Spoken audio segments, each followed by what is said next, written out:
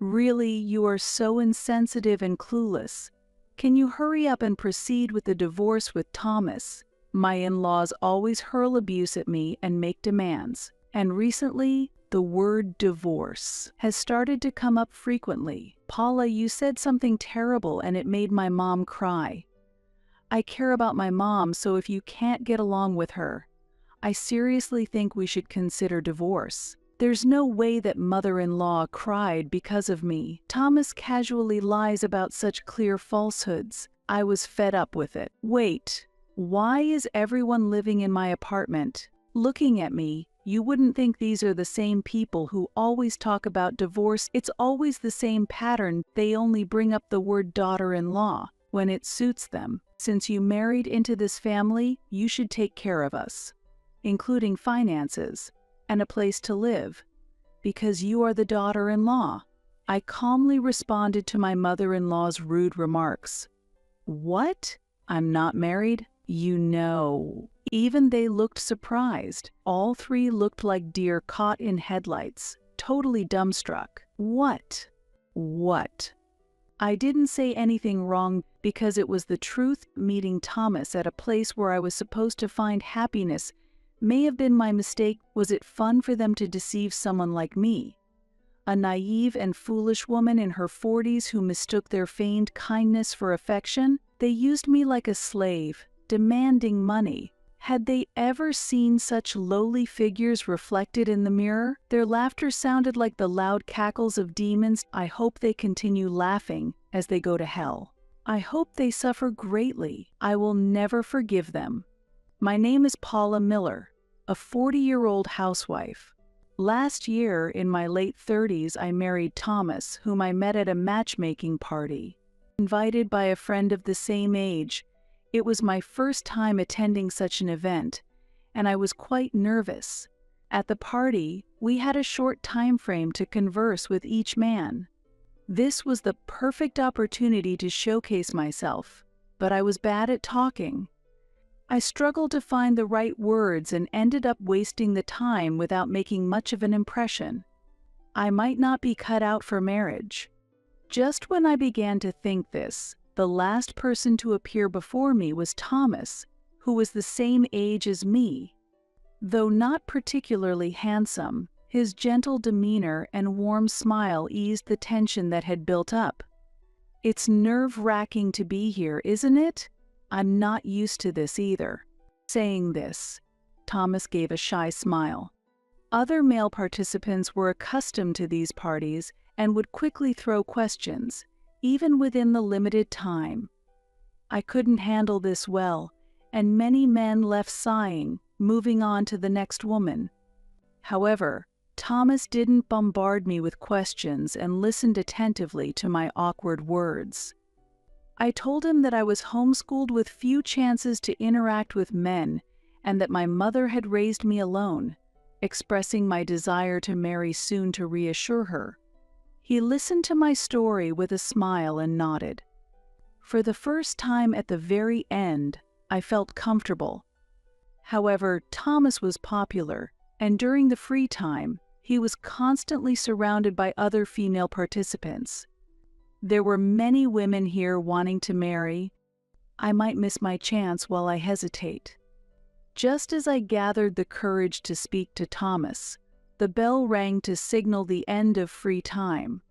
It's over. I didn't do anything.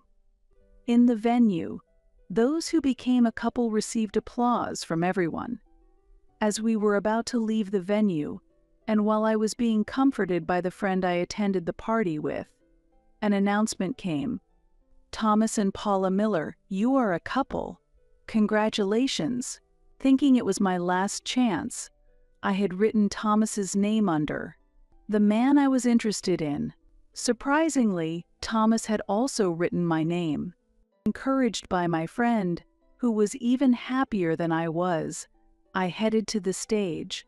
I want to spend more time with you, Thomas said, and I nodded vigorously. As applause filled the venue, we were officially established as a couple. Being considerate of the situation, my friend left first, and Thomas and I continued our conversation at a family restaurant. I also want to reassure my parents. Actually, I was also homeschooled, so I'm not sure how to interact with women.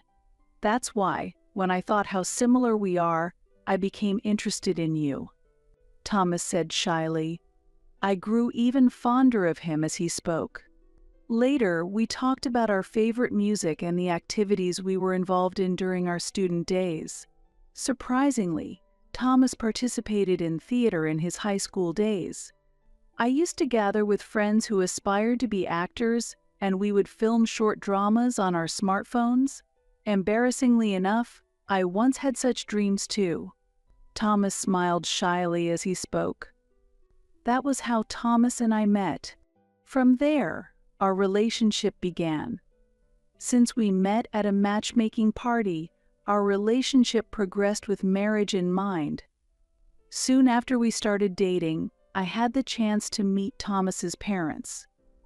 Both were like Thomas, greeting me with kind and gentle smiles. I thought they might expect me to become a housewife once married, but neither Thomas nor his parents criticized the idea of me continuing to work. My mother lived far away, and I couldn't visit her often, but his parents were gracious and warmly told me not to worry about it. I learned that his parents had also pursued theater and had met in a drama troupe. Understanding that Thomas's aspiration to become an actor was influenced by them made sense. Looking back, I should have realized it then. I was completely oblivious to the fact that everything was just an act, and I proceeded to marry Thomas. That was the beginning of hell for me. I never had a father, and my mother worked tirelessly to raise me alone. Perhaps because of that, I strongly desired a warm family environment. After marrying Thomas, we rented a 2-bedroom apartment as our new home. Soon after moving in, my in-laws started to visit often, and we spent many enjoyable times together. As far as I can remember, it might have been the first time I ever felt the warmth of a family atmosphere. Not long after, when we visited Thomas's relatives to greet them, they seemed very surprised that he had gotten married. "You know I'm not good with women, right?" My relatives were worried about that too. Thomas said this when he returned home. My relatives, too, must have wished for my mother to find peace of mind as soon as possible. Thinking about it, I felt truly fortunate to have met Thomas and married him. When I called my mother to tell her we had submitted our marriage registration, I could hear her crying tears of joy on the other end of the phone, and I felt relieved that I could finally repay her kindness. Paula, thank you so much for marrying Thomas. From now on, we are family, so please treat us like your own parents. My mother-in-law said this kindly, and I felt like I was about to cry. With a kind husband and in-laws, and the ability to reassure my mother, I felt a deep sense of happiness. However, that happiness did not last long. About 3 months after officially marrying Thomas, when I returned from work, my in-laws were sitting on the sofa in the living room. I thought, that's unusual because my in-laws, who had been frequent visitors in the beginning, had been coming less and less recently. Thomas had not yet returned home, and they seemed to have been waiting for me, staring at me as I entered. "Hey, you're late. We're tired of waiting." When my father-in-law said this, I had a bad feeling. It was a slightly aggressive tone that had never been directed at me before. Really, coming home this late even though you're a wife, what a luxury. Have we spoiled you so much that you've become arrogant? I couldn't hide my surprise at these words. They were completely different from the kind words my mother-in-law had previously spoken. Moreover, it was just past 5 p.m., so it wasn't even that late. I couldn't understand why she would say such a thing. What are you dawdling for? Come here right now. We have something important to discuss. Following my mother-in-law's directive, I attempted to sit on an empty spot on the sofa. Hey, who gave you permission to sit? A wife isn't allowed to sit like that. I was scolded for standing and yelled at for trying to sit. I was utterly confused. In front of a bewildered me, my mother-in-law pointed to a piece of paper on the table and said, "For now, could you sign this?" Looking at the paper, I was shocked once again. It was unmistakably a divorce form. What? A divorce form? Why? We just got married. My mind was filled with question marks. I couldn't simply reply okay to the demand to just sign the papers. As I grew increasingly confused, my mother-in-law said, "It's good that you're such a feather-brained daughter-in-law. It was easy to deceive you with our acting. Where did you think such generous in-laws existed? Be happy that you got to enjoy a little bit of happiness. Playing a good mother-in-law is tiring." She then sat down on the sofa and lit a cigarette. I was witnessing a side of my mother-in-law I had never seen before. Even when I was told it was all an act, I couldn't quite believe it. I had never imagined that the kindness and fun times of the past few months were all a performance. As I struggled to understand, my father-in-law said irritably, "Get it through your head already. You're really stupid. It was all an act." The relatives always laughed at Thomas, saying he could never get married. They said they'd give him $10,000 if he managed to get married, so we married him off. Everyone was so surprised. We got the $10,000 and ideally, we wouldn't need you anymore. My father-in-law explained that they were told they might have to return the money to the relatives if they divorced too soon, so they planned to keep the marriage going for the time being. Why they were trying to get me to sign a divorce form was beyond me. The divorce form is just in case.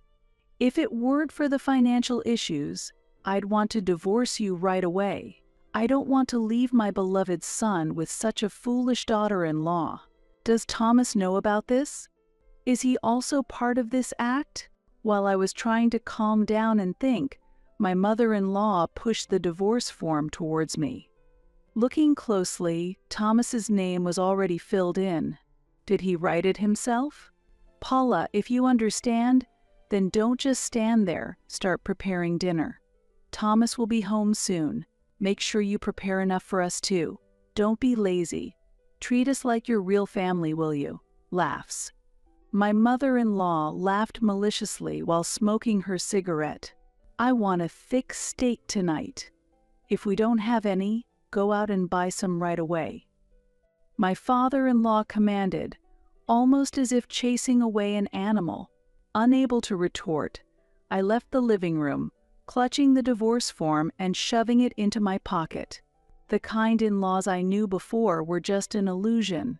When I realized that the past 3 months of happiness had all been just an illusion, my heart filled with sadness and frustration.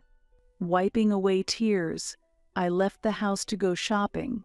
Thomas returned home while I was cooking the thick cuts of meat I had bought, which his parents were eating. "Thomas, welcome back. Paula has really outdone herself, making us eat such cheap meat. This is why children raised by single mothers are no good. They have no sense of taste." While complaining, my mother-in-law continued eating the meat. Even though she called it cheap, for me, it was quite expensive. It felt like they were belittling my mother, and it upset me. While I was feeling conflicted, Thomas kindly said in his usual gentle tone, "Hey, that looks delicious. Paula, can I have some too?" Seeing my visibly relieved expression, Thomas looked back at me curiously. My mother-in-law silently gave me a look that seemed to say, "Don't say anything unnecessary." I decided to wait and see a little longer, and began to cook meat for Thomas. Although I was relieved that Thomas seemed his usual self, knowing the true nature of his parents now made future interactions with them dreadfully depressing. Did he really marry me just for financial reasons? At the very least, I wanted to believe that Thomas genuinely chose me. That's when I remembered the divorce form I had stuffed in my pocket. Did Thomas really fill it out himself? I hadn't confirmed it yet, but considering the situation, It's possible that one of his parents had filled it in. If Thomas was unaware, that divorce form should be invalid. If that's the case, it might even lead to legal issues. Why are his parents so desperate to see us divorced? I understand that it might be hard for them to let go of their son, but Thomas is no longer a child. There will come a time when he must leave his parents' home, and if we continue to live together, we might eventually have children. When that time comes, perhaps his parents will change their minds. Also, if I can prove myself as a capable daughter-in-law, they might come to accept me. Thinking this, a glimmer of hope began to appear in my heart. "All right, I'll try a little harder," I murmured quietly as I cooked the meat for Thomas. However, after that day, the attitude of my in-laws continued to deteriorate. I had continued working after getting married but had adjusted my hours to be shorter. My in-laws started timing their visits to be just before Thomas came home, ensuring they had a few hours at our place. Thomas trusted his parents, so they had a key to our house. This allowed them free access to come and go as they pleased. Honestly, their frequent visits were troubling. However, I don't own anything expensive, and I always carry my valuables with me, so I reluctantly allowed them to enter. Every time they visited, they would complain, "How rude of you to make our son live in such a small, old apartment. This place feels steeped in poverty. Don't you know there are much nicer houses out there? It's pathetic being born poor, isn't it? I wish we had a prettier daughter-in-law. Looking at you doesn't provide any relief to the eyes." They would grumble about the apartment and me. "We live in this apartment because it fits our financial situation. Thomas's income isn't as high as his parents think. Even combined with mine, it's just enough for us to live a decent life." However, due to his pride, Thomas hasn't been able to disclose this to his parents. Not only do his parents frequently complain about me, but they also use me as an errand runner. On weekends, they force me to clean their house and tend their garden, insisting, "Don't complain, it's a daughter-in-law's duty." I feel more like a servant than a daughter-in-law. Despite this, driven by a desire to be accepted by them, I had willingly taken on any chore they had asked of me. There were many times I wanted to complain to Thomas, but since these were important people to him, I kept my feelings to myself. This situation had been ongoing for several months. It was almost a year since Thomas and I got married, but his parents' attitude hadn't changed. To them, I was merely a servant. Our house wasn't far from his parents, and they made unreasonable demands at all hours, early in the morning or late at night. Often, these tasks, like changing a light bulb or removing a bug from the house, were things they could easily do themselves. If I showed even a hint of displeasure, they would threaten and say, "We're old. What if we get hurt doing these things? If we get injured, we'll scream that the daughter-in-law abused us," displaying a childish and shallow attitude. To avoid escalating the issue, I just quietly complied with their demands. Thomas was my only support, but the time he spent at home had significantly decreased since the harassment from his parents began a few months ago. He said it's because his responsibilities at work had increased, leading to more business trips and overtime. "I'm sorry I have to leave the house so often.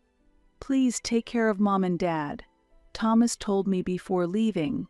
Seeing this as an opportunity, his parents had become even more demanding. Lately, they also started to ask for money more frequently. Both of his parents took early retirement and were now unemployed. Perhaps their boredom was the reason for this? However, the fact that his parents were unemployed and me giving them money were separate issues. Since they retired early, they should have received a retirement payout, and they should be receiving a pension. Additionally, they received money from relatives when we got married. Despite that, I had given them money several times, saying just this time. Having been single for a long time, I managed to save a considerable amount, which was more than most women my age. I saved this money for future expenses. Deciding to give money to my in-laws from our living expenses was not something I could decide alone. I told Thomas that we need to discuss it if we are to give them money regularly. However, my mother-in-law objected. "Why do you need to consult Thomas? Just give us the money you earned. Your money belongs to us. Hand it over without complaining." And she tried to forcibly take my wallet. Shocked and frightened by this unreasonable behavior, I decided to talk to Thomas about the situation. That day, Thomas said he had to work overtime and didn't get home until after 1 a.m. I wondered if there really was a workplace that required such late hours. Though I had my doubts, opportunities to talk with the busy Thomas were rare. It was late at night, but since I finally had a chance to talk, I opened up about the financial demands from his parents. "I'd like to help if we could afford it, but it's tough right now, isn't it? Could you maybe talk to your mom about it?" I suggested. Unexpectedly, Thomas immediately responded, "What? Why not just give them the money? Just give them all of your income. What's there to worry about?" His reply was as if my concerns were unreasonable, almost as if it was obvious to do so. He said it kindly, but I couldn't understand the meaning. If I give my whole salary to your parents, what will happen to us? We need to pay rent and utility bills, right?" I explained the obvious to him. As far as I know, Thomas's salary was much lower than mine, even with my reduced hours. Living on his income alone would be very difficult.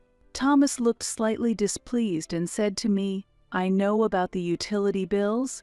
If we run short on living expenses, just take a loan from a consumer finance company. Of course, it should be in your name since we're giving your salary to my parents. You should take responsibility for it. Make sure the debt is in your name. It's got nothing to do with me." His words seemed logical on the surface, but were actually incomprehensible. Did Thomas really think that way? I couldn't feel the kindness I knew from him in his words last night.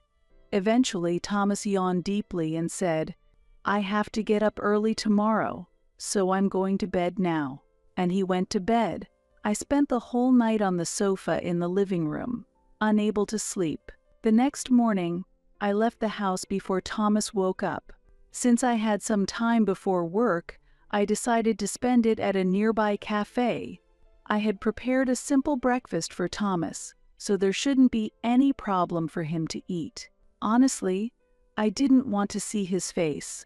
I couldn't believe the words he had said last night. He spoke so calmly, it made me doubt myself. I couldn't understand what Thomas was thinking, and I felt anxious about what would happen next. We need to have a proper discussion. I left the house this morning as if I was running away, but I resolved to face my relationship with Thomas squarely. Though I was sleepy from lack of sleep, flipping this mental switch helped me focus on work. After leaving the cafe, I went to the office and spent the day there. I managed to finish my work and thought about what to say in the upcoming discussion with Thomas as I hurried home. I'm not good at expressing myself, so I wanted to organize my thoughts in advance. I hoped that my in-laws wouldn't come over tonight. Their presence tended to complicate things.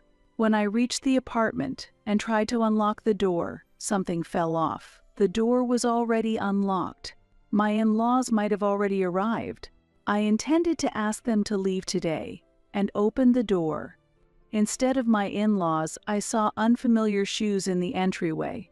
They were Thomas's shoes. He usually came home later than me or had to work late into the night, but it seemed he had come home early today. With a heavy heart, I took off my shoes and headed toward the living room. From there, I could hear Thomas and his parents chatting happily. They seemed to be enjoying themselves with drinks. Thomas's voice sounded cheerier than usual as he said, "A simple-minded wife is the best. From now on, I'll be giving all of Paula's salary to you, Mom and Dad. Paula just accepts whatever I say." Hearing this, his parents laughed loudly. Children from poor families will believe anything if you're just a bit kind to them. She still thinks you are a kind husband, which is funny. You're the best at acting." I stood frozen, overwhelmed by despair.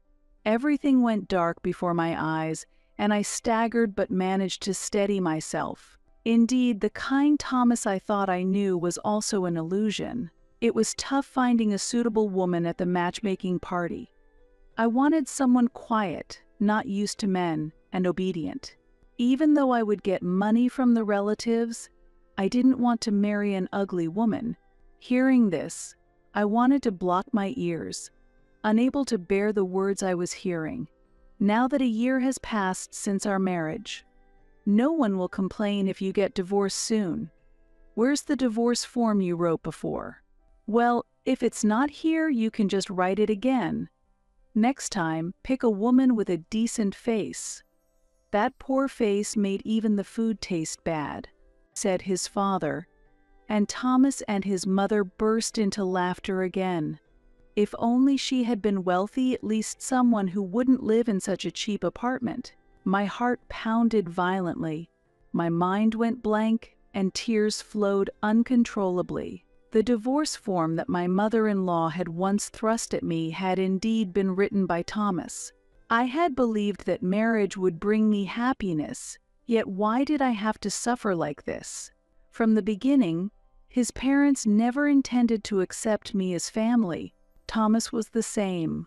He might have been ridiculed by his relatives, but he married me for prestige and money. There were times I felt happy and thought I had a warm family, but all of that was just an act, an illusion. Since her mother is a single mom and poor, she won't easily agree if I bring up divorce.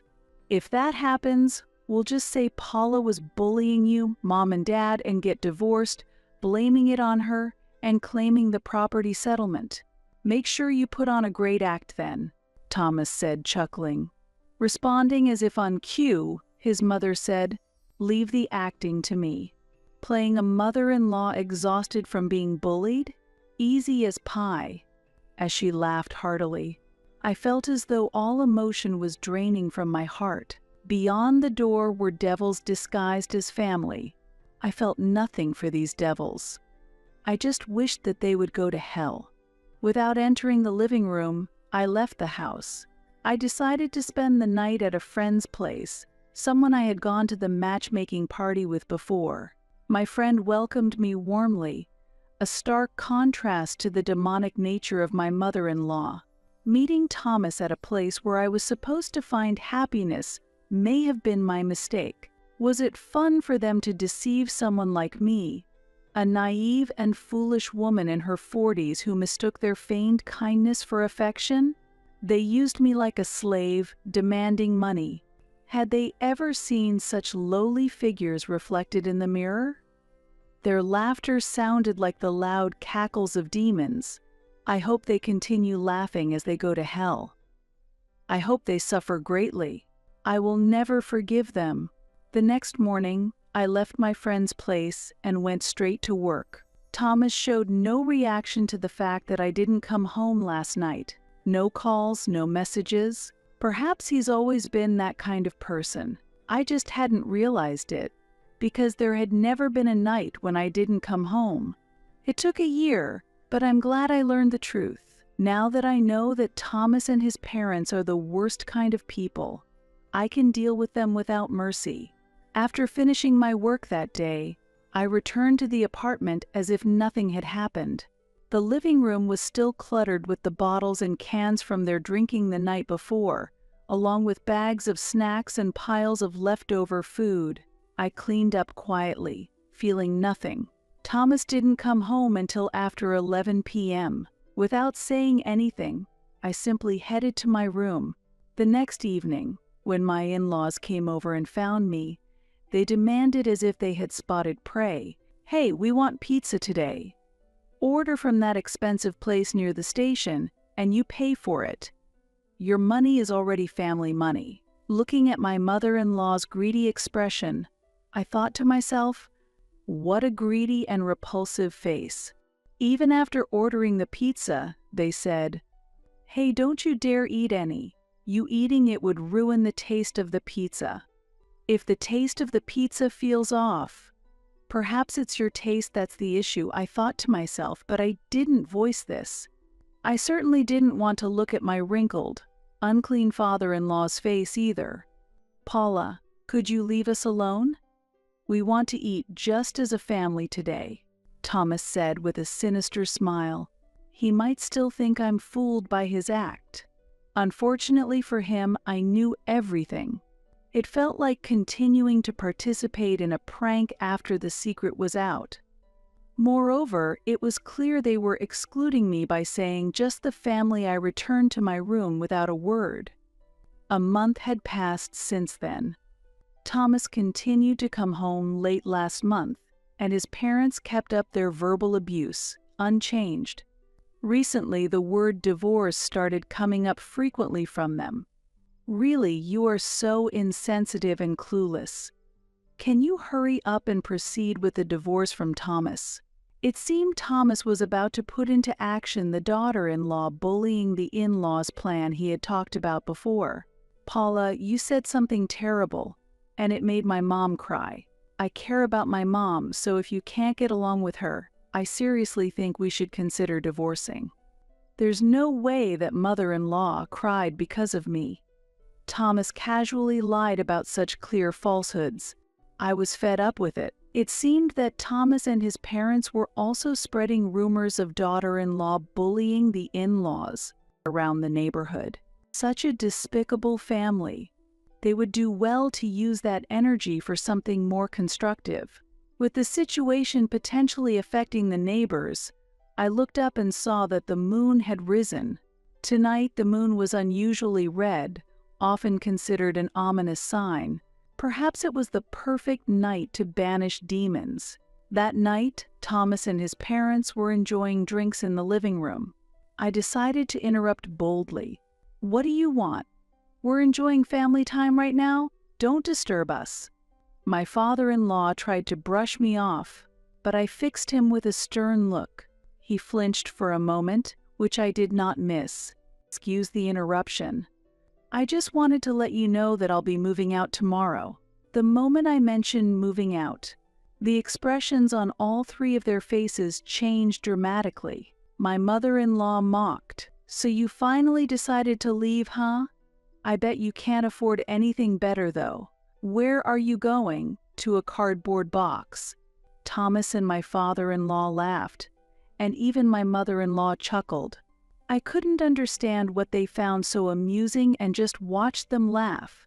After a pause, with tears welling up, my mother-in-law asked again, "So what kind of shabby apartment are you moving to?"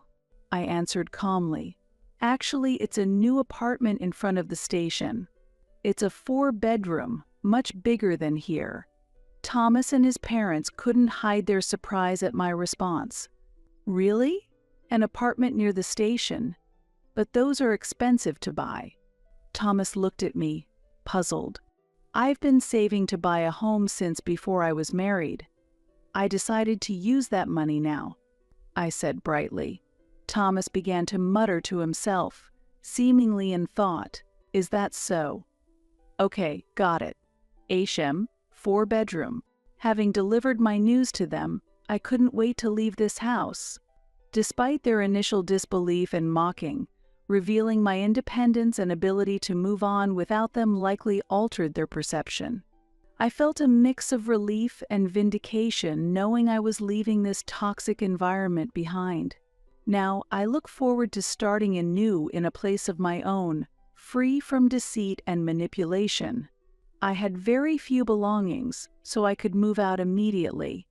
As I was about to stand up, Thomas suddenly raised his voice. "Paula, I understand how you feel now.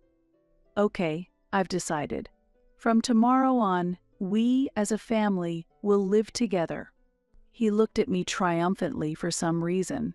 I had somehow anticipated that he would suggest this.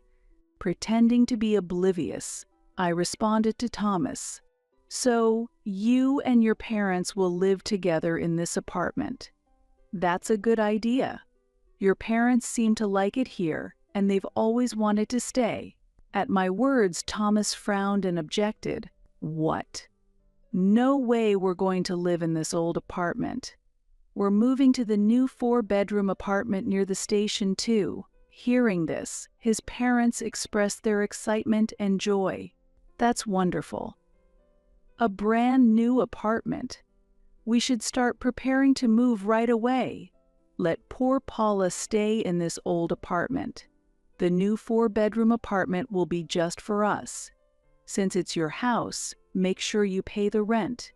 Thomas and his parents ignored me and excitedly discussed their plans. Truly greedy and shabby people. No, they were downright demonic. I asked calmly while maintaining my composure. Wait, why would all of you live in my apartment? Caught off guard by my calmness, they paused for a moment. Why? You're my wife, aren't you? It's only natural for us to live in the new apartment you got. I sighed deeply. To think that these were the same people who had always talked about divorce. It's always the same pattern. They only bring up the word daughter-in-law when it suits them. Since you married into this family, you should take care of us, including finances, and a place to live. Because you are the daughter-in-law. I responded calmly to my mother-in-law's rude remarks. What? I'm not married, though. All three of them displayed expressions of surprise when I made my declaration. All three looked like deer caught in headlights, totally dumbstruck. What? What? I didn't say anything wrong. What I said was the truth. As I mentioned, I am currently single. I am no longer Thomas's wife or anything of the sort. Therefore, I no longer need or am obligated to live with you all. I clearly stated my position to the three stunned devils. They deceive people with their insensitive acts and even threaten my peaceful life. People like them are better suited for a house made of cardboard. What are you saying? I won't accept divorce. We're going to live in the 4-bedroom apartment. Their refusal to accept the divorce was solely to live in the new apartment, showing how narrow-minded they were. It's embarrassing to think that such a person was my husband for a year. I received the divorce form that you wrote from your mother quite a while ago. I signed and submitted it. It seems you and your parents also wanted the divorce, so I just proceeded with it. The divorce is already finalized, so please rest assured. Upon hearing this, Thomas directed an angry glare at his mother. In response, his mother also became furious. What? You wanted the divorce too? It was all part of the plan to get money from the relatives by acting. You even prepared a script. While shouting these words in anger, Thomas inadvertently revealed more about the family's act. It was you who accidentally spilled that it was all an act, wasn't it? You should have just played the kind mother-in-law until the end. That's why you didn't make it as actors. Suddenly caught in the conversation, my father-in-law joined in. I quit acting for your sake. We prioritized family because you were born. You don't understand that, you foolish son. As this heated exchange continued, I decided to interrupt their argument. Excuse me for interrupting while you're all so engaged, but I have a bit of news. I happened to stop by the relative's place we visited before, since I was in the area for work recently. At the time, the relative's reaction was very striking. They were shocked that Thomas was getting married. When I casually asked about it during my visit, I received a surprising answer. Thomas getting married? I couldn't imagine that. Paula, did you know that Thomas has never held a proper job? Oh, you didn't know? The relative kindly explained the situation. Since graduating from university, Thomas has been going to the casino almost every day. Sometimes he's there from morning till evening. His parents also love the casino, and the whole family has early drink sessions when they win. Oh, you thought he's been working overtime because he's in a responsible position at his company? That could be because he's trying out new machines or visiting new casinos far away. It's terrible. Can't imagine that such a person could be married." Hearing this, all the contradictions were resolved. There were times I returned home to find the three of them drinking together, which must have been them celebrating their winnings. My in-laws were siphoning off my income to fund their casino habits. I had always thought that Thomas was in a low-paying job. This was because I only received a small contribution of about $500 per month from him for living expenses, and I covered most of our expenses with my salary. Considering his pride, I had never said anything, but it turns out there was no pride to consider. He was just addicted to gambling. I am grateful to the relatives for providing me with such crucial information. Thus, I made sure to share the truth with them as well, that this marriage was entirely fabricated and that I was married for financial reasons. The relatives were very angry and said they would demand the immediate return of any money they had paid. Hearing this, Thomas and his parents turned pale with shock. After a while, the fiery-tempered mother-in-law attempted to retort. However, I continued speaking. "By the way, about the rumors of daughter-in-law abusing the in-laws that you've spread around the neighborhood, it turns out that nobody actually believed those stories. In fact, they felt uncomfortable when hearing such rumors were being spread. Your voices berating me were well known around the neighborhood." I said this with a smile. My mother-in-law, trying to argue, was at a loss for words once again. Feeling a sense of satisfaction, I decided to use this moment to bring up even more important matters. There's something even more important we need to discuss. Although I expect to hear from my lawyer soon, I'll give you an overview now. Thomas, you will be facing claims for a division of assets based on your infidelity. Upon hearing my words, Thomas shuddered in surprise. He must have thought he would never be caught. "I heard from a friend who was with us at the matchmaking party.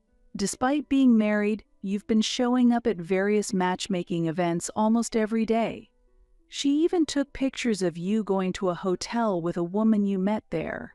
While you're trying to push forward with our divorce, you're also looking for your next partner. Your approach is quite careless, isn't it? I've already informed the organizers of the parties that you are married, so you can expect a significant penalty." Upon hearing this, Thomas collapsed to the floor. He held his head, muttering in panic, "What a foolish sight.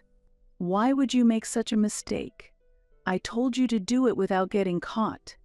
His mother said coldly, "By the way, mother-in-law, father-in-law, I will be seeking compensation from you as well."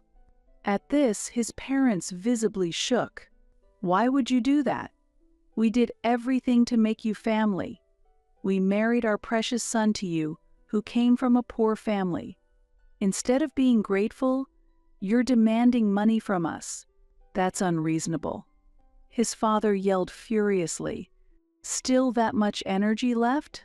His loud voice was likely heard throughout the neighborhood. It's surprising to hear my father-in-law use the word unreasonable, especially when he himself had taken so many unreasonable actions. On a friend's advice, I had a voice recorder installed in the room for the past month. Your verbal abuse towards me might be legally problematic. I have ample evidence for charges like insult, defamation, and threats. My lawyer will explain the details. Also, recording these conversations is not illegal, so you cannot contest it. Upon hearing this explanation, my father-in-law finally quieted down. In the end, they were just greedy, facade-maintaining gambling addicts. It seems they've run out of vocabulary to argue against me. As I was about to leave the room, Thomas muttered in a faint voice, "Division. What about the division of property? Isn't half of that apartment mine? It's mine, right?" This was Thomas's last attempt.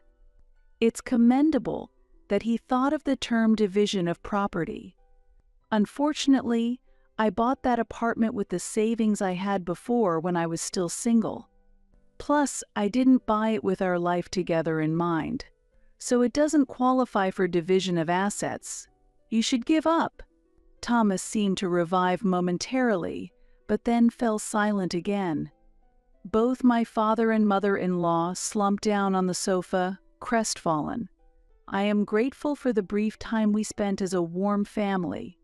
That's why the shock was so great when I found out everything was a lie. Also, about the poor single mother you keep mentioning, would you mind correcting that? After the divorce, my mother worked hard and climbed up to become the president of a company. She's still busy and seems very happy, and she is my pride. I plan to live with her in the new apartment. With this, I severed ties with this family. From now on, I intend to thoroughly enjoy the time with my beloved mother, which I couldn't fully experience in my childhood. The room had become completely dark, probably because the light bulb had burned out. Well, it doesn't matter anymore. The contract for this apartment will probably be terminated, and the rest I leave to Thomas. He's an adult, after all. Without any sentimentality, I left the three of them in the apartment and walked away. I headed straight to the new apartment where my new life would begin. Indeed, the higher floors are the best. The breeze feels so nice. I watched my mother happily playing on the balcony in the morning as I grounded coffee beans. Both me and my mother like our new apartment. It's comfortable and we feel at home. There's a concierge at the entrance, and the security is excellent, which reassures us. I was a bit worried that my former in-laws might suddenly appear, but it seems they didn't have the courage to step foot here. According to a friend, Thomas has been banned from almost all the matchmaking parties in this area. It's unfortunate for him, but I had hoped for more severe penalties. In the end, it looks like they have started living together in that old apartment. The house where his parents used to live was evicted due to rent arrears. The apartment was in my name, but I explained the situation to the landlord and had it changed to Thomas' name. They couldn't rent another property with Toma, being unemployed and without an income, but they avoided homelessness thanks to the landlord's kindness. Rumor has it that Thomas and his parents have started working. Thomas, in particular, because he lacks specific skills, is doing simple manual labor. Of course, their income is modest. Currently, through my lawyer, I am demanding compensation from them. It hasn't been long since the claim was made, and whether they will pay properly in the future is uncertain. There may also be times when they succumb to the temptation of the casino. However, I intend to ensure they continue to fulfill their responsibilities. Meanwhile, my mother continued to enjoy the fresh breeze on the balcony. "Mom, the coffee is ready. You said you had a meeting this morning, right?" As I placed her mug on the table and told her this, she looked at me with a pleased smile. "Haha. It's truly wonderful to be with family." I felt the same way. After taking a sip of her coffee, my mother said with a gentle smile, "It's very delicious." "Mom is coming here tomorrow," Simon said. "What do you mean, coming?" I asked. "It means we're going to live together," he replied. "What?" "But what about your father's house?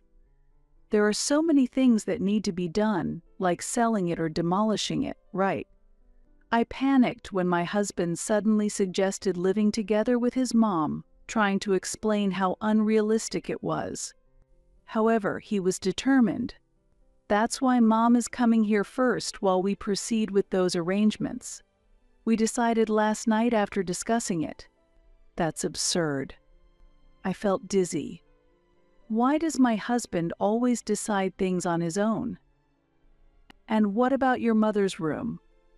"We don't have a spare room," I said. "Then clear out your room by tomorrow," he demanded. "Don't be so unreasonable. This is our home. Why are you trying to let your mother live here without asking?" "Shut up."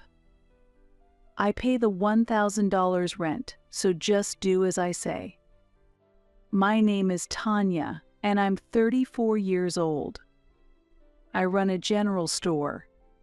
My store is modestly situated on the outskirts of town and operates with the support of local regular customers.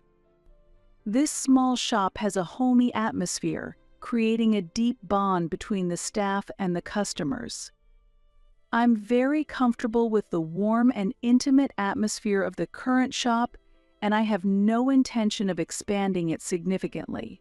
I'm satisfied with this scale and want to maintain it as it is. On the other hand, my husband Simon is always ambitious, always trying something new. He always sets high goals, and his proactive attitude sometimes overwhelms those around him.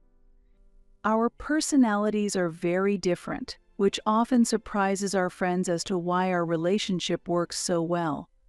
However, I feel that the contrast in our personalities actually complements and functions well together. Hey, are you still cleaning?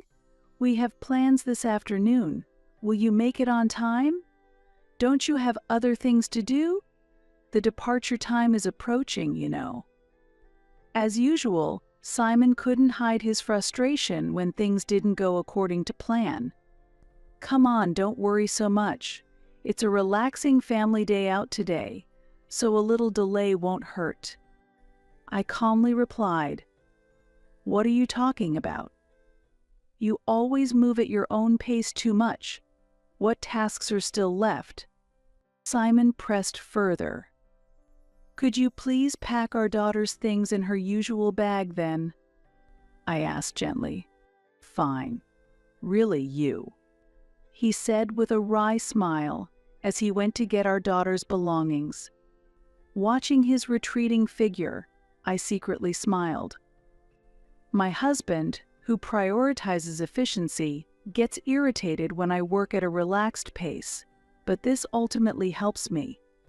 He might think he's taking care of me, but in reality, I'm skillfully managing him. His tendency to rush things is significantly influenced by his job and sales at an IT company. In this industry, a moment's delay could give competitors a significant advantage, so he's always chasing results and has very little tolerance for minor mistakes.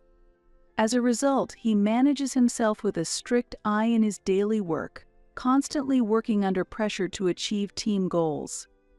While our relationship as a couple is smooth, if we were to work together, our different work styles could be a significant barrier.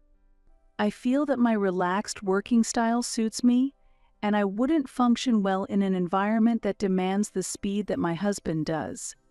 In this regard, my father would be a better partner for my husband than I would. My father has been passionate about automobiles since he was young and has built a career as a craftsman in that field. He owns a small building in the town center, where he runs an automobile-related business. When my husband and I first considered marriage, I brought him to first meet my father. That day, they got so caught up talking about work rather than our marriage. That event was 3 years ago, and the memory of that day is still vivid in my mind. "Hey, Dad, I've brought Simon along," I said when we arrived. Just a minute," my father responded. When we arrived home, my father was working on a car and was covered in oil. It was the first time Simon had encountered this scene, and he was a bit overwhelmed by the atmosphere of our home. Our house also serves as my father's auto shop, with many cars neatly arranged for sale on the property, and a 2-story building standing in one corner. The first floor of the building is used as an office and repair area, and the upper floor houses the living space. My mother is inside, so go ahead and enter. I urged my husband. "Wait for me, I'll be right there," my father said, appearing at the entrance of the garage and wiping his hands with a blackened work towel. He then paused, slowly walked towards Simon and me, and greeted us with a firm gaze. His expression seemed ready to welcome a new member to the family. Since the entrance to our house is at the back of the building, we had to head outside first. Once outside, the cars lined up for sale came into view again. Wow, this is incredible. To have such a wonderful car dealership in the city center? You bought the land and building too, right? It must have been a lot of hard work and effort. Simon remarked admiringly to my father. Actually, it naturally happened as I worked with passion on cars. I acquired the land and building quite a long time ago, before prices soared. My father began to explain. His words were tinged with years of experience and solid confidence. It's really impressive. That's forward-thinking action. Have there been any changes in car sales? Simon inquired with keen interest. Yes, lately, cars for collectors sell well. The value of old models has skyrocketed. Sure, there are many stylishly designed cars, but I never imagined when I was young that people would buy cars at high prices just to look at them and not drive them on the roads. My father explained. His voice conveyed a complex mix of emotions, blending adaptation to changes in the industry. I see. That's a significant change, Simon responded. He was clearly impressed. Simon was very interested in my father's stories and actively bombarded him with questions. However, my father did not seem to mind, and he answered politely, as if dealing with a customer. From this conversation, it was clear that their professional interests and passions aligned. It seems that my father also easily switches on when it comes to work. My mother and I are not very knowledgeable about cars, so he must be pleased that Simon shows such an interest. I know all too well that once my father and husband start talking, there's no stopping them. While the two of them were engrossed in conversation, I went up the stairs at the back of the building and entered the room alone.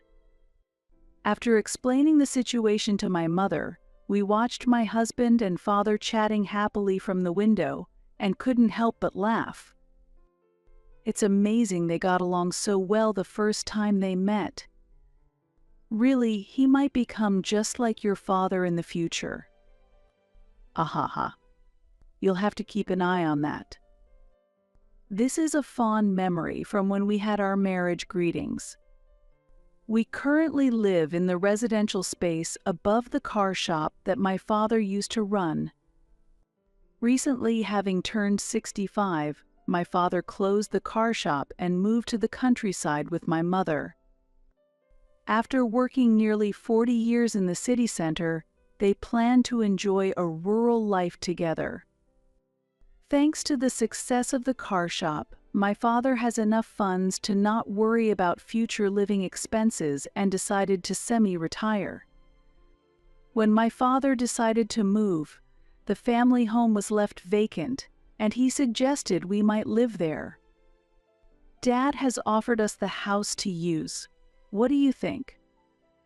A. Are you going to sell the house or rent it out?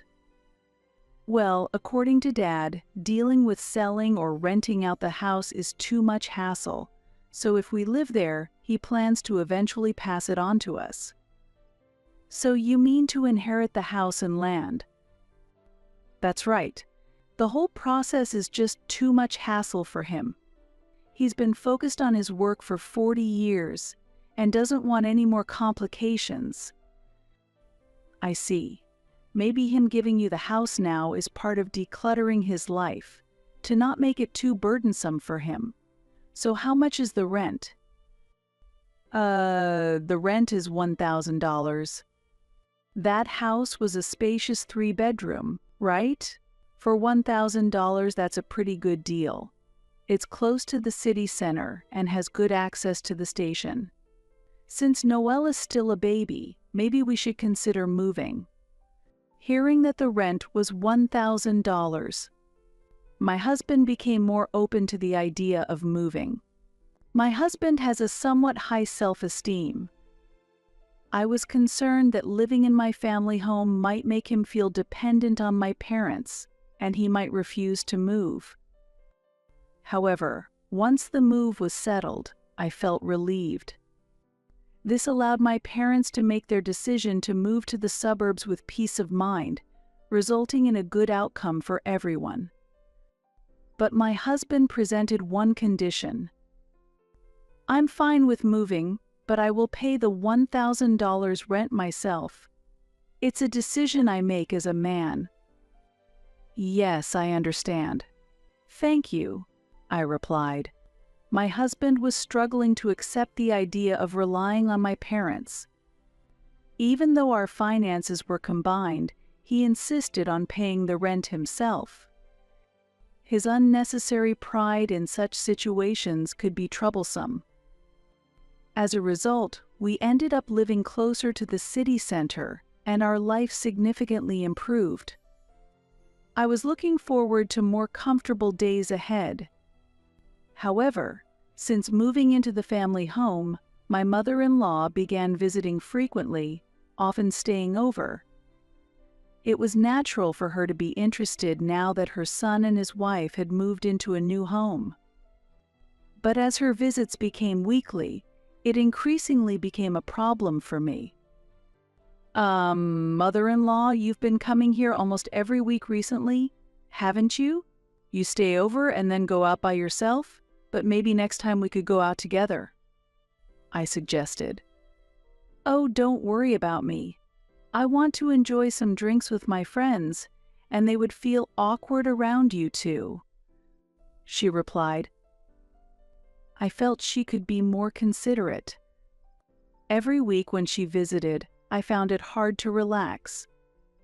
Lately, going to the theater has become her hobby, and she seems to enjoy it weekly with her friends.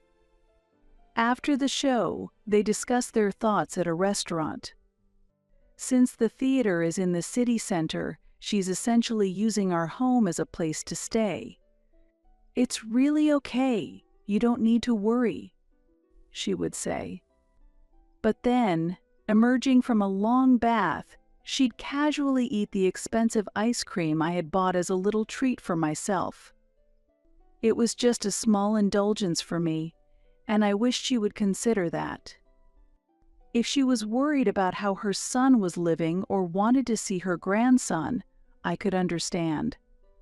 But if she is using our house as a place to stay for her personal leisure, I find it hard to accept. So I brought up my mother-in-law's visits to my husband, and surprisingly, he supported her. Mom helps with the housework and even supports us with the kids. Can't you even allow her to go see a play for her hobby? No, I do appreciate the help she provides. But it's honestly exhausting when she comes over frequently without any real need. What? You're not grateful? If you have complaints, you should be perfect in housework, childcare, and your job, so there's nothing to criticize. It was clear that my husband didn't understand my feelings at all. He believed in voicing complaints only after achieving perfect results. This might be appropriate in a workplace, but applying it to family issues meant my feelings of distress were being ignored. Everyone has their limits of tolerance.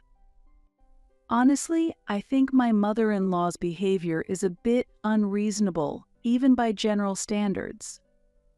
The conversation made it clear that expecting my husband to side with me was unlikely. However, I couldn't just let it go. Ultimately, I decided to seek help from a specific person. As a result, my mother-in-law suddenly stopped coming over. Lately, Mom hasn't shown up at all, has she? My husband noted. Really? I replied. Did something happen? Maybe something did. I'm not sure of the reason. I responded to my husband's inquiries with a calm smile. The reason my mother-in-law stopped her visits was because my father-in-law spoke to her. He was a kind and courteous man, So I called him, explained the situation, and asked for help. My husband still doesn't know the real reason behind her cessation of visits, and my mother-in-law has kept that fact hidden. This way, our relationship as a couple wouldn't deteriorate. I'm truly grateful to my father-in-law. However, within a year, he passed away suddenly due to illness, and I was deeply saddened by the loss. I have been receiving help for issues with my husband and mother-in-law for nearly 5 years since we got married. My father-in-law was only 62 years old, and I had plans to repay him for his kindness. However, he passed away before I ever had the chance. At the funeral, while enduring regrets and sadness, I bid my last farewell to my father-in-law. After the ceremony, my daughter and I returned home first. Despite the great debt of gratitude I owed, I felt it was not right for me to stay with my mother-in-law and husband at my in-laws' house. It seemed that neither my husband nor my mother-in-law wanted that either, so I came back home with my daughter. However, the next night, my husband came home and made an unbelievable statement. "Mom is coming here starting tomorrow." Simon said. "What do you mean, coming?" I asked. "It means we're going to live together," he replied. "What? But what about your father's house? There are so many things that need to be done, like selling it or demolishing it." "Right." I panicked when my husband suddenly suggested living together, trying to explain how unrealistic it was. However, he was determined.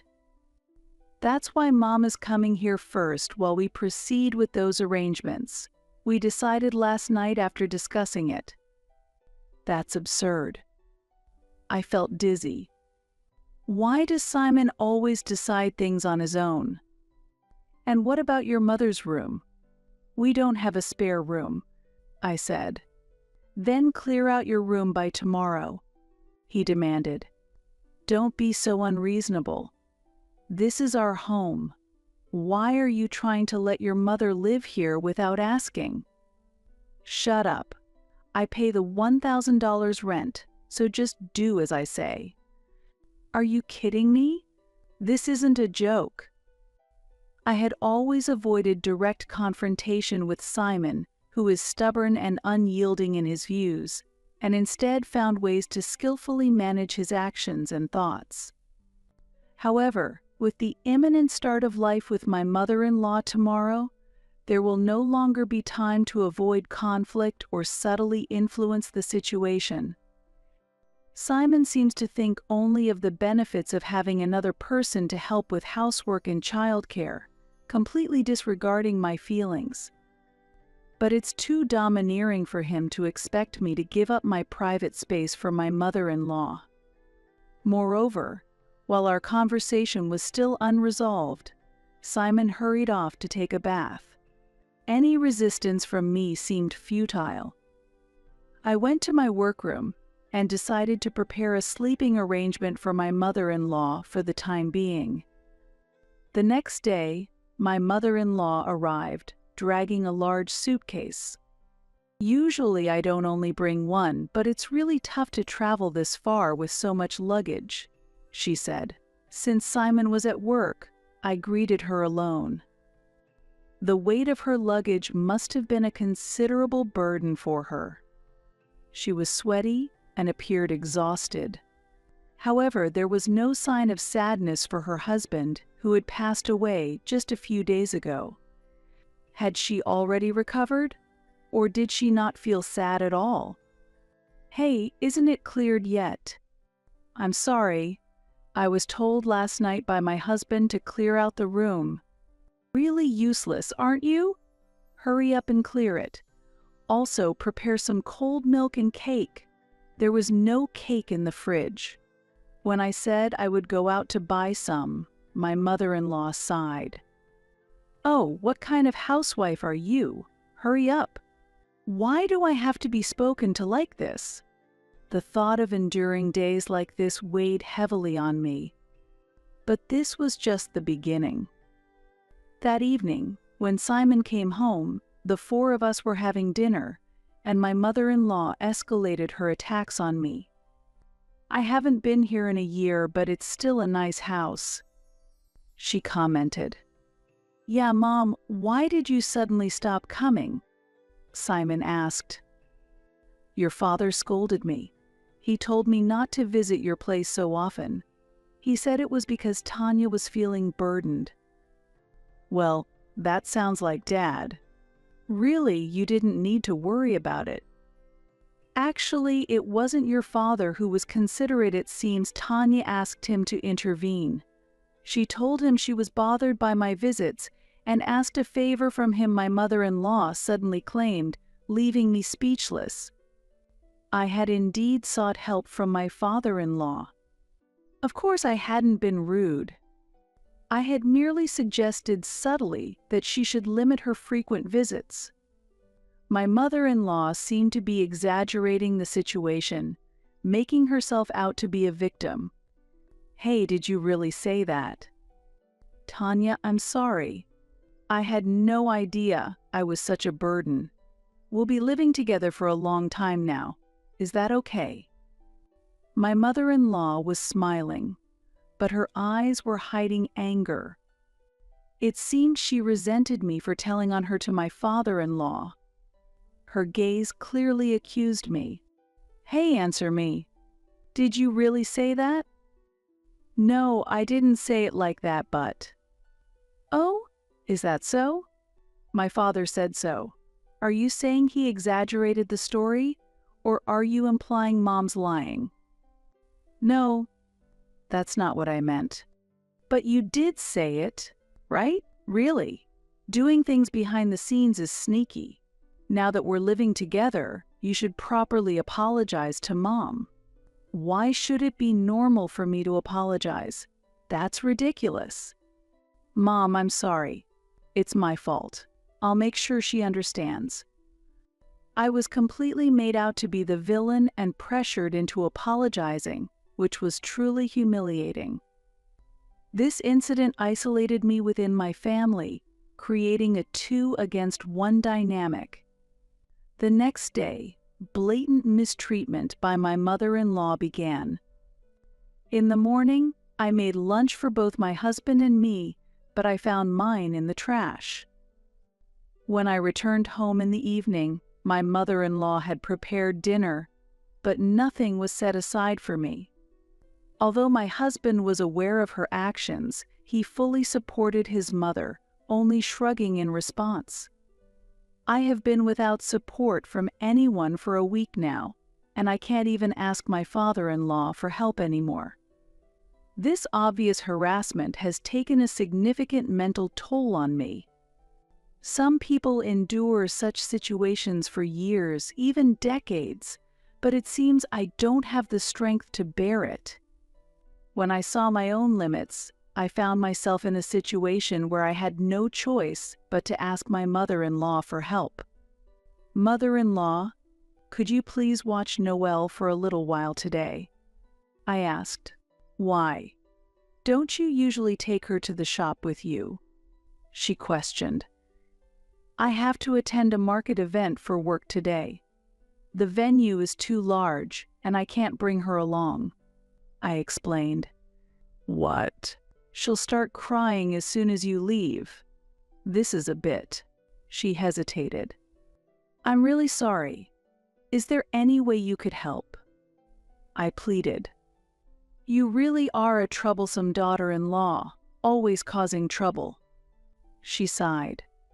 "I'm sorry, really sorry." I apologized to her repeatedly. I felt down in the morning, but I had to accept the situation. I was honestly anxious about leaving Noelle with my mother-in-law, but I wanted to believe she wouldn't do anything terrible to a 4-year-old. I told her I would return as soon as possible and left the house. In the evening, driven by worry, I hurried home. I didn't think anything serious would happen, but I needed to ensure Noelle was safe as soon as possible. "I'm sorry I'm back now," I said upon entering the living room. My mother-in-law, engrossed in the television, merely lifted her hand without turning around and continued watching. She probably wanted to focus on her program. I looked around the living room for Noelle, but she was nowhere to be seen. Thinking she might have already gone to bed, I headed to the bedroom. However, Noelle wasn't there either, and I began to panic. I hurriedly rushed downstairs. There, in a place normally used as a storage room, my daughter Noelle was sitting and crying. "Noelle!" I called out. "Mommy!" she sobbed. "What happened? Why are you here?" I asked in shock. "Grandma told me to reflect here because I couldn't eat her food," she explained. "What?" I was stunned by her words. It seemed my mother-in-law had locked Noelle in the cold, dark storage room as a form of discipline because she hadn't eaten her food. Mother-in-law. "Why would you do this? How could you lock Noelle in such a place? It's cold, dark, and scary," I exclaimed, my anger rising. This could be traumatic for a child. I felt furious with my mother-in-law. "There's no need to make a fuss. She didn't eat the soup I made. Picky eating isn't good," she responded coolly. "I heard that the soup was quite spicy, wasn't it?" I questioned. "Not at all. It's not that spicy," she claimed. I went to the kitchen and tasted the soup left in the pot. It was indeed very spicy, enough to make my tongue tingle. "A child can't eat something this spicy," I protested. "Stop shouting. Children should eat what is served to them. That's how they learn discipline," she insisted. "But even adults can struggle with this level of spiciness," I countered. "Why are you yelling like that? The neighbors will hear," she scolded. Just then, my husband Simon arrived home. Usually he sides with his mother, but I believed that seeing our daughter in such a state, he would support me. However, my hope was quickly dashed. "Noelle, you shouldn't be picky. Grandma worked hard to make that. Dad is disappointed. Apologize properly and reflect on your behavior," he said. His response left me feeling even more isolated and betrayed in my own home. My mother-in-law and husband were beyond comprehension. "This is no joke. How can you feel nothing when our daughter is subjected to this? I can't endure this anymore. Please leave this house immediately." "What?" "Calm down. Why do we need to leave?" "Because this is my family home. It's only fair that you two leave. I've told you, putting Noelle in the storage was part of her discipline. That's no reason to be kicked out of the house." "That's right, exactly as Mom says.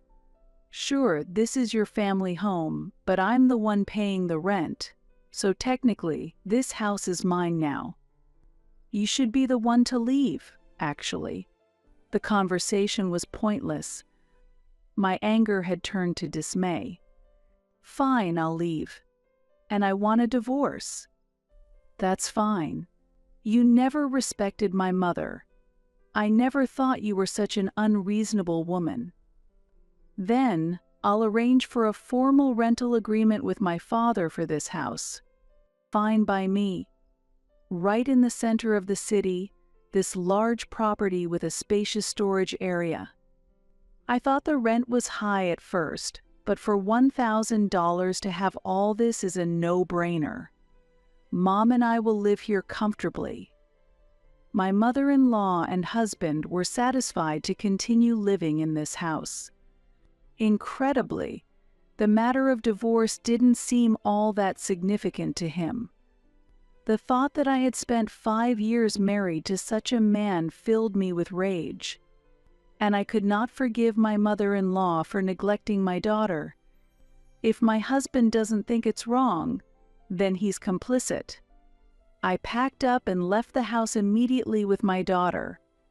It was strange for me to be the one leaving, but I thought it would hurt my husband's pride eventually.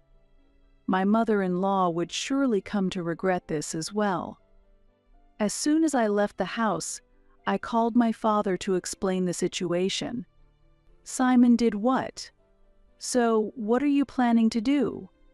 I want you to make a rental agreement with Simon. Oh, using that approach?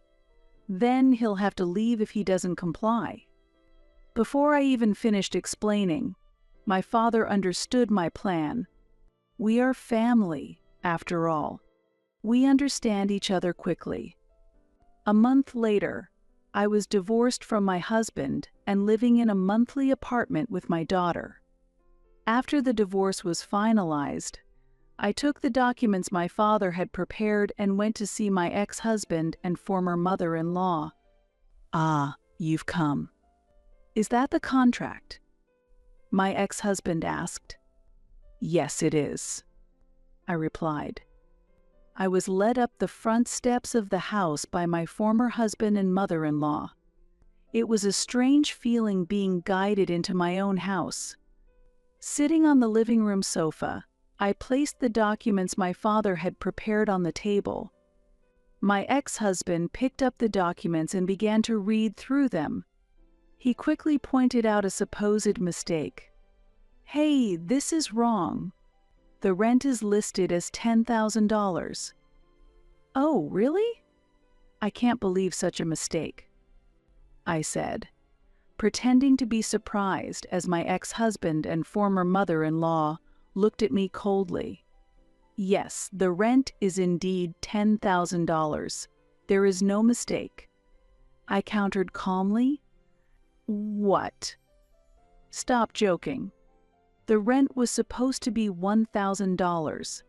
Are you trying to kick us out by setting such a high rent? I'm not falling for that. This contract is invalid. Don't be ridiculous. Bring a correct contract." My ex-husband seemed triumphant, believing he had seen through my scheme.